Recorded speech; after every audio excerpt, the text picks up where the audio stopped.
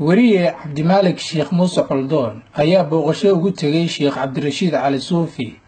oo ka mid ah culimada Soomaaliyeed kuwooda ugu caansan.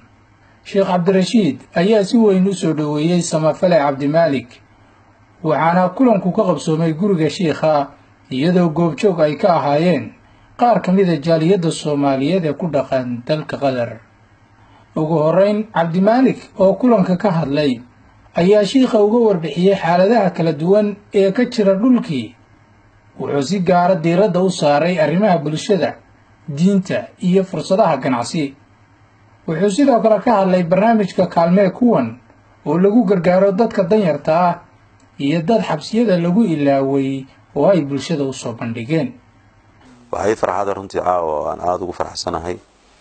inaan ku soo booqday adiga iyo walaaladeenna halkan jooga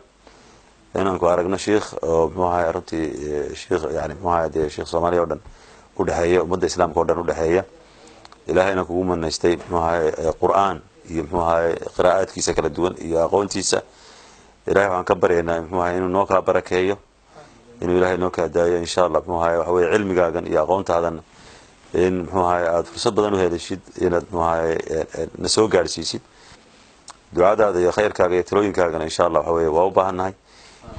inaan baa wuxuu ka yimi Mareykan buu ka yimi, wuxuu keenay fikrad ah inuu ahaan la xambaarayo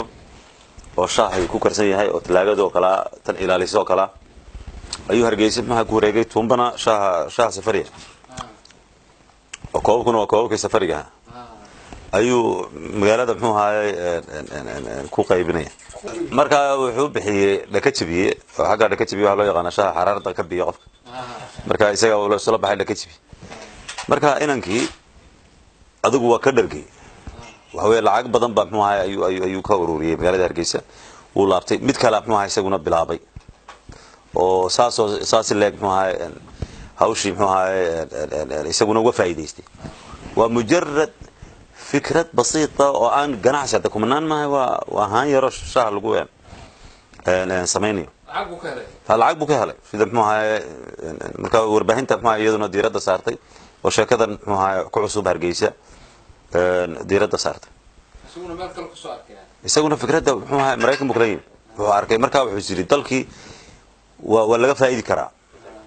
oo nimcooyin badan baa siyaabo badan baa oo khaasatan qofku dad baa jira dhaqaalaha iyo laakiin aan fikrad yahay muxuu ka ganacsadaa aan garanay oo wax jira ganacsiyo isku mid oo aan gawaadhi dad keenaya mariya keenaya raashin keenaya, laakiin waxa la doonayaa waxyaabo yar maartay xarakaad makaatib yar. marka dalkii runtii waxaa jira fursado bannaan oo laga sameyn karo ganacsi. waxaa kaloo runtii waxaa jira fursado bannaan oo xagga waxbarashadiina runtii waa lagu talaabsanaya inkastoo aan tayadu xooganayn. dhinac kasta waa la wadaa oo inkastoo runtii markaan runta laga hadlo xaggii barashadii quraanka ay soo yaraanayso, waxa barashada quraanka ay ku soo yaraanaysaa waxa dugsiyadii baa aad culayska loo saaraa oo waalidiintii waxa ku weyn inay ubadkooda la geeyo xaggii dugsiga xaggii dugsiga ku weyn oo kaasa la weyn. way jireen waa hore in malcamadu ay aad u muhiim ahayd, laakiin imika way soo yaraanaysaa. marxaladaha ugu horeeya caruurta waxa ugu fiican inay quraanka bartaan, aqoontana loo bilaabo, aqoontan kale ee maadigana loo bilaabo kadib. taa lafteedu runtii waxay u baahan tahay wacyigelin badan bay u baahan tahay dadkii la xasuusiyo la yiraahdo waxa weeye ahmiyad ayuu leeyahay quraanka. ma sha Allah waxa jira culumtii diintana waxa weeye si fiican bay culimadii ay u fidinayaan, dadaalkoodu waxa weeye uu fiican yahay, laakiin waxay dareemayaan inay u baahan yihiin inay si firfircoon oo ka weyn sidan u sii shaqeeyaan oo waliba aad ay u adeegsadaan warbaahinta. oo warbaahintu runtii ahmiyad bay leedahay. waxa weeye tan imanka naga duubayso kale codkeena intan ay maqlayso oo kumanaan kale hadhowta gaarsiinaysa marka la dhigo baraha bulshada oo dad inala wadaagaya fikirkan aan imanka idin sheegay iyaguna weeleynaya oo ogaanaya sida wax uga jiraan dhulkii. waxaan ka shaqeeyaa anigu warbaahinta يعني waxaan aan anigu u arkay warbaahintu inay tahay ka qayb qaadanayso inay muxuu ahaa anigana wax tarto ummadana wax tarto hadii loo adeegsado xagga wanaagsan marka warbaahintaas muxuu ahaa saddex arrimood baan kaga shaqeeyaa hadaan ahay Cabdimalik Sheekh Muuse Coldoon waxa weeye saddex arrimood baan ayaan isleeyahay ugu muhiimsan marka muxuu ahaa saddexda arrimood baa arrimo badan hoos manaya kow in dadkii muxuu ahaa dhibana danyarta masaakiinta ay xanuunsanay aan dhaqaalaha haysan inoo imanayay in muxuu ahaa fursad siino ka duubno oo ummadda u soo bandhigno si loo ogaado codkooda labo dad badan oo muxuu ahaa dulmi sheeganaya madlamadooda in muxuu ahaa aan ka gudbino warbaahinta oo qisas badan oo muxuu ahaa dulmiya oo dad dulmi sheeganaya ayaan gudbinay oo runtii wax laga qabtay iyo dad badan oo xitaa jeerasha ku jiray oo 8 sano ku jiray ayaan diiradda saarnay kadibna muxuu ahaa laga qabtay walillahi alxamd waxa kaloo jiray aanu muxuu ahaa warbaahinta aan ka hawlgalaa ay qabataa sidoo kale yani waxa weeye dhulkii runtii de waa dhulka muxuu ahaa islaamka 100% ahamiyadiisa le mowqacaas muhiimadiisa le yani mu'amaraad baa runtii yani lama daynayo inaan muxuu ahaa isku dayno in mu'amaraadka ku socda inaan runtii muxuu ahaa diiradda saarno annana halkaas waxa weeye yani halkaas waa mu'amarad halkaas waa khalad halkaas waa sax wixii nala muuqda oo aan muxuu ahaa sameeyno barnaamijyo dabagala oo istiqsaa'iyo muxuu ahaa sameeyno xaqiiqatan dhibaataan kala kulana oo yani waxa weeye waxaanu dadka muxuu ahaa fikrad ah baanu u sheegnay Soomaali hadaa doontaan maamuladiina kala ahaada wixiina kala wata laakiin Soomaali caado isma tiirin waxa weeye Muqdisho intay kara Kismaayo intay kara Djibouti intay kara Jigjiga intay kara haday amni tahay Soomaali waa Soomaali idinku caado isma tiirin leeno fariin baa jirta la doonayo in dadku la geliyo ah in qolo kasta meel lagu xiro oo ay qolada kale iska ilaaliso waxa weeye si mumanhaja ayaa muxuu ahaa dadkii looga dhaadhicinaya waxa weeye waa cadow qoladaasi oo marba loo xasuusinaya taariikh hore taasina de طبعا waxay ka soo horjeedaa muxuu ahaa asaasiyaadkeena diinta islaamka mujtamaca islaamiga sidii loo aasaasay aw si khajir sidii ahaayeen ee la isu keenay ilaahay muxuu ahaa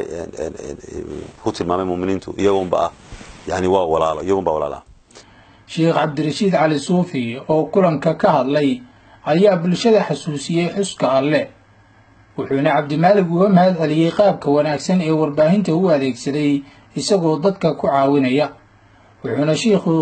isagoo ka hadlayay dhibaatooyinka dadka xabsiyada lagu ilaaway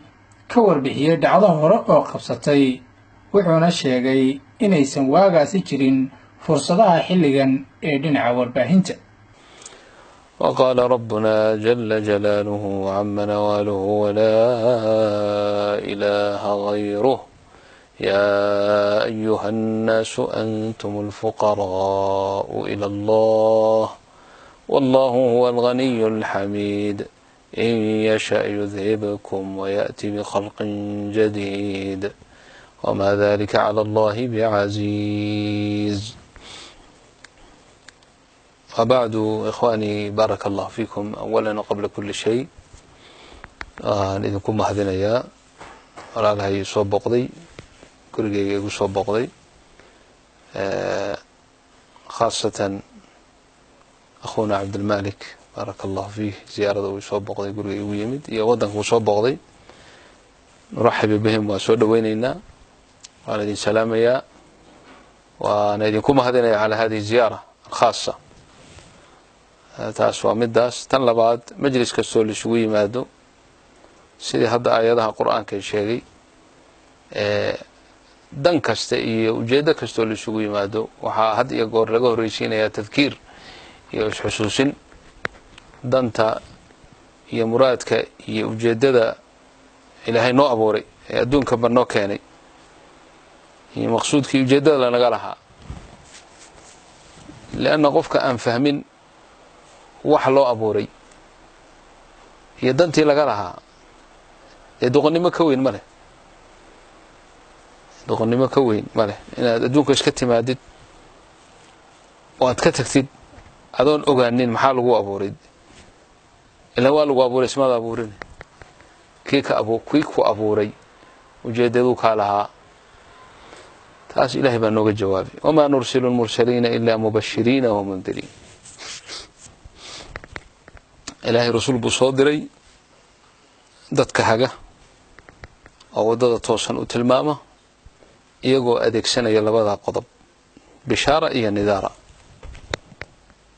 bishaara waa maxay waa wanaag la isugu bishaareeyo iyo khayr qofka daacada iyo wanaag la yimaada loogu bishaareeyo nidaarana indaarkana waa u digid looga digayo qofkii ka leexda wadada wanaagsan ee ilaahay subhanahu wa ta'ala dadka u jideeyay alxamdulillah marka arintaas waa arin muhiim ah goor markasta meel kasta oo isugu nimaadina isku boorino ducaatan ila Allah wa ila rasuulillah aan noqono waana tan insha Allah waxaan jecelahay ka umma Soomaaliya marka la yiraahdo ummatul islaam oo dhan khaas ahaan ummadan Soomaaliyeed tan kaliya insha Allah isu keenaysa is jeclaysiinaysa ee walaala ka dhigaysa waa taa weeyaan waa diin wa amalu diin ay isu keenaysa ummadan in diinta ilaahay ka shaqeeyaan bay isu keenayso walaala ka dhigaysa is jeclaysiinaysa waana tan jecelahay insha Allah ta'ala tan labaadna insha Allah waa soo dhaweynaya barakallahu fiikum akhuna عبد المالك جزاه الله خيرا وسائل كان إعلامي أما warbaahinta hadda ilaahay taysiiriyay fududeeyay bariga hore aan sidan aan ahaan jirin yani hadalada akhuna waxa kamid ah uu yiri dad dulman baan yani xabsiyada iyo ku jira baan maaragtay arintooda aan ka wada hadalnay anagu bari baan xabsi soo maray oo hadii alaabtan haysan lahayn waxyaala ajaayib leh laakiin waxaan lama haysan qalabkan ma jirin bari baan yani xabsiga soo maray yani waxyaalaha aan arkay wax la sheegi kara ma ahayn yani dad meesha la isaga iloobay maba ka qarinin oo markii la isoo daayay oo maalintii lana soo daayay lanoo keenay odayga maxamed siyaad barre lanoo keenay madaxweynihii lana hor fariisiyey kow kelimadii laga hadalay kelimadeedii baan ka bilaabay waxaan anigu wax kale oo dhan waxa iga daran dadka aan xabsiga ku soo arkay ee meesha ku dulman ee waxaan tusaale ahaan ugu soo qaatay waxaan idhi bahashan bisada la yiraahdo ama dadka qaarkii yaanyuurta yiraahdo ya ba ilaahay qof dumara u cadaabay intay xabistay cuntana siin weyday sidii ku dhimatay baa ilaahay cadaabka u galay xadiidku wuxuu noo sheegayaa faan ku eray meeshaasan ka sheegay in arinta lagu cadaabay macnaha yani gaal ma ahayn haday gaal tahay de gaalnimada lagu cadaabi lahaa ila laysa ba'da al-kufr dam laakiin waxa loo cadaabay waa yani inay muslimada ahayd falka awgeed ba ilaahay u cadaabay waa bisad fa kayfa bi bashar bani aadam la iska soo xalay oo khaasatan gobol inta laga keenay cuntana aan la siin saasa dhici jirtay hadda ma qan dadka xumada ma la siiyaa xabsiyada waxba la siin waa fiican tahay bariga waxba lama siinay cunto lama siinay inta xamar laga soo xiray anagoo kaleeto cuntada waxa la noo keeni jiray guriyaha kuwa guriyaha loo keenaa la qaybsanaya kuwa gobolada laga soo xiray iyo meelaha laga keenay oo sanawaad farado badan meesha ku jiray oo qaarkood malafaadkoodiiba iska lumeen marka arintii baan xusuusiyo waxaan arinta dadka darteed baa wadanka loo rogi doonaa haddaydan ka qaban baan ku yiri madaxweynaha maalintaas marka ciidan dhan baa u samaysan oo asluubta la yiraahdo arintan waxaan waxay samaysan anigu meesha waxaan soo arkay baan ku sheegay waxaan soo arkay dadkaas aad u dulman laakiin de waxaan hadalkii baan dib ugu noqono alaabtan iyo Facebook iyo waxaan imaanaysan barigaas waxaas ma jirin dubaaydaas ma jirin inta kuma deynina markaan masjidkii aan imid oo ummad fara badan ay masaajidkii xamar isugu timid si ay ugu hambaliyayso xabsigii laga soo daayay khudbaan meesha ka jeediyay hadalkaas ku sheegay waxaan idhi halkan kama dhaqaaqay ilaa lacag ururisaan oo aad isu keentaan oo aan dadkaas walaalahay ee xabsiga ku jireen keen ka waray xaalkooda anigu aan hadda loo geeyo lacagtaas marka alxamdulillah meeshii lacag fara badan baa la ururiyay guddi baanu samaynay waliba askarta iyo waxaas iyo waa yartuun sanayn oo aan loo dhiibin askarta askarta loo dhiibay toos masaajintaas nimanka xiran guddi toos ula xiriira ayaanu samaynay alxamdulillah meeshii khayr badan baa ka dhacay marka yani hadalka walaalkeen baan ku keenay oo arintaas aad loogu baahan yahay dadka dulman ee aan iyagu warkooda dadka gaarsiin karin qofkii gaarsiiyana waxaan qabaa inuu ajir aad u weyn oo ilaahay agtiisa uu ka helayo fajazakallahu khayran ilaahay kugu gargaaro dائما حق خيرك لو بدي إن شاء الله لأن وسائشان أما قلب كان ورباهنته وسلاح في عربي المحل إلى سلاح ذو حدين لبا أفلوي لنا خيرك هدي لو أدك سدنا دي خير بدن بالغفافن هدي حماته لو أدك سدنا دي واحد ركتين أدون كمان تأو وبدن هاي marka Allah idinku baarika arrintaasna insha Allah ta'ala intaas ayaan ku soo afmeerayaa warbixin aan ku eegaynay booqashada uu wariyay Cabdimaalik Sheekh Muuse Coldoon ugu tagay Sheekh Cabdirashiid Cali Suufi waxaan idiin soo jeedinayay anigoo Axmed Abdiqaadir Ismaaciil Axmed Darwiisha tan iyo kulanti dambe nabadgelyo.